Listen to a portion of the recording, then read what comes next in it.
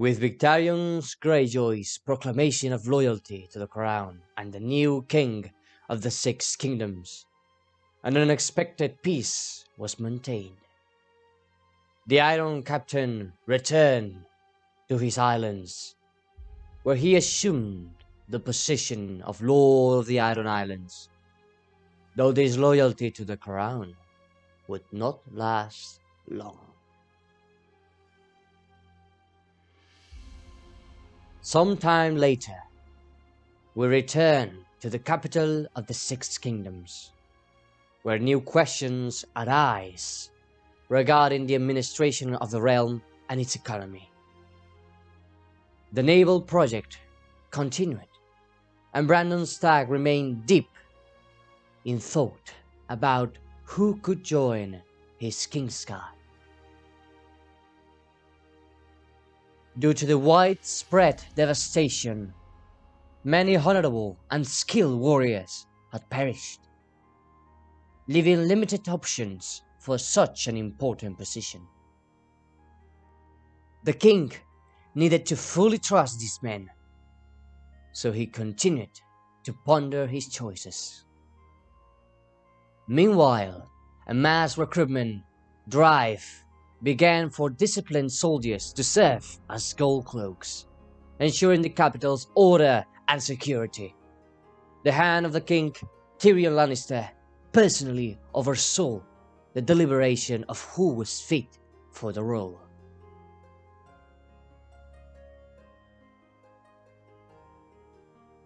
During a meeting of the small council, the situation in the Reach was discussed, as well as the potential conflicts that could arise following the fall of House Tyrell. To address this, Bronn Blackwater, the new Lord of the Reach, requested that the king send ravens to houses suspected of stirring tensions. In response, 3 ravens were sent, one to each of the following houses: Hightower, Fossaway, and Redwine. The first raven, sent by the king, arrived at Cedarhall, the seat of House Fossaway, led by Lord Brian Fossaway. A peculiar man, with medium-length dark hair and a short goatee. Brian was nearing 40 years of age and had no children, leaving the survival of his house entirely dependent on him. Lord Fossaway received the raven from the capital and read the message carefully. His anger flooded as he felt his honor was questioned and his name tarnished by rumors of a potential rebellion. Instead of replying in writing, he decided to send 2 of his most loyal men to personally deliver a gift to the king and clarify that House Fossaway remained loyal to the crown and the new Lord of the Reach. The second raven reached Old Town, the seat of House Hightower, led by Lord Leighton Hightower, known as the Old Man of Old Town. It was said that Leighton was as wealthy as the Lannisters and had clashed with Tywin Lannister in the past, rejecting a marriage proposal between Tyrion Lannister and one of his daughters. Lord Leighton Hightower had several children. His eldest and heir, Baelor Hightower, known as Bright Smile, wielded the Valyrian steel sword of House Hightower, Vigilance. Baelor was responsible for leading the Hightower fleet, while his second son, Garth, known as Greysteel, commanded the House land forces alongside his father. Lastly, his third son, Gunthor, managed theoretical and administrative matters, having studied at the Citadel for many years. Despite his youth, Gunthor was highly knowledgeable and considered a cultured individual. Gunther Hightower received the raven and read it aloud to his father. At that moment, Lord Hightower smirked and openly sided with the king and Bronn. Laughter filled the hall as Leighton declared that the filthy and grubby sellsword, appointed by the king, had no legitimacy to rule the Reach. He vowed never to accept orders from a low-born man of such status. Leighton concluded his tirade by stating that he would not respond to the accusation and would await the king himself to enforce Bronn Blackwater's authority. Moreover, he declared that even if the king ordered it, he would sooner take his sword to that crippled bastard and his Blackwater pet. The third and final raven arrived at the Arbor, seat of House Redwyne, led by Lord Paxter Redwyne, married to his cousin, Lady Mina Tyrell. Paxter had 3 children, Horace, Hobber, and Desmera. Paxter was described as a thin, stupid man with tufts of orange hair around his bald head.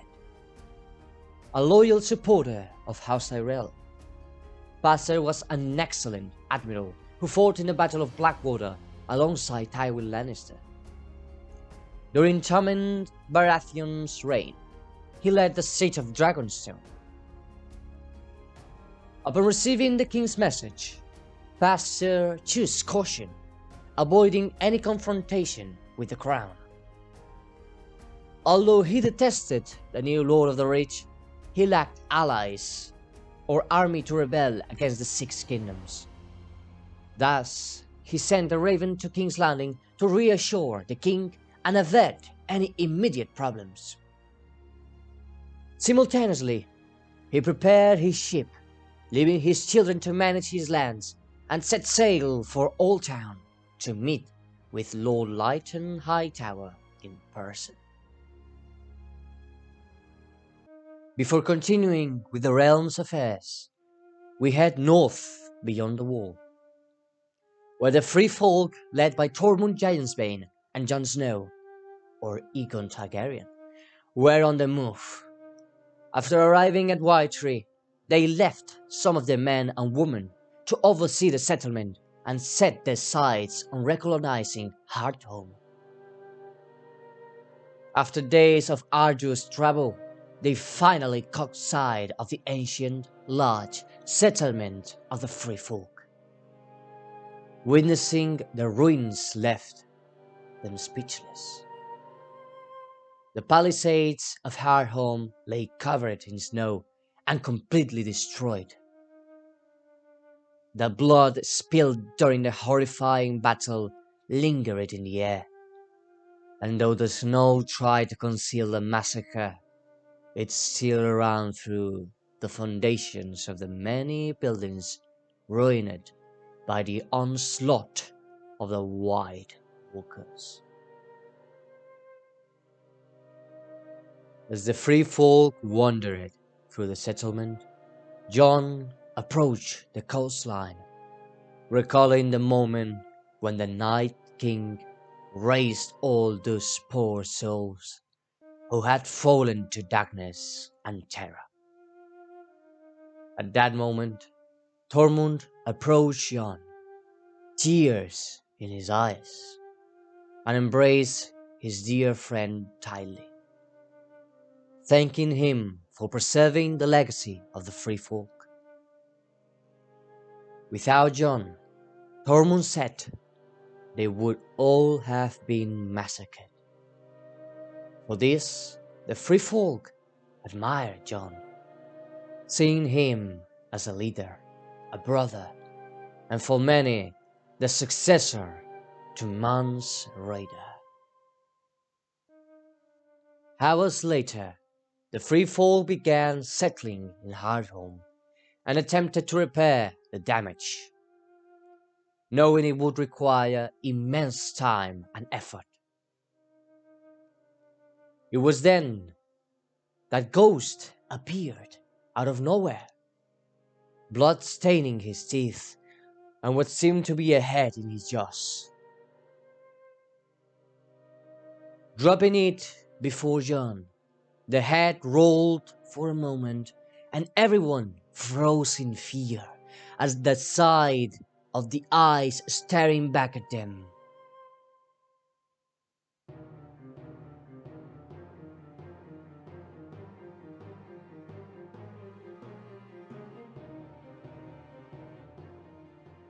Before returning to the North story, we traveled to Essos, where news of Daenerys Targaryen's death had reached one of her most loyal followers, Dario Naharis. Appointed by the Mother of Dragons to rule Meereen in her name, Dario remained in love with Daenerys. Upon hearing of her death, fury coursed through his veins. After holding a symbolic funeral with his people, he proclaimed himself King of Meereen, Yunkai, and Astapor, preparing his forces for a possible invasion. He also learned that the Unsullied had abandoned Westeros and settled on the island of Nath. Dario summoned his most loyal advisors and confidants, instructing them to cover his plans. He then selected 4 of his best warriors and set sail for Nath to meet with the Unsullied leader and uncover the full truth of what had happened, preparing to make a decision that could change the fate of a wicked Westeros.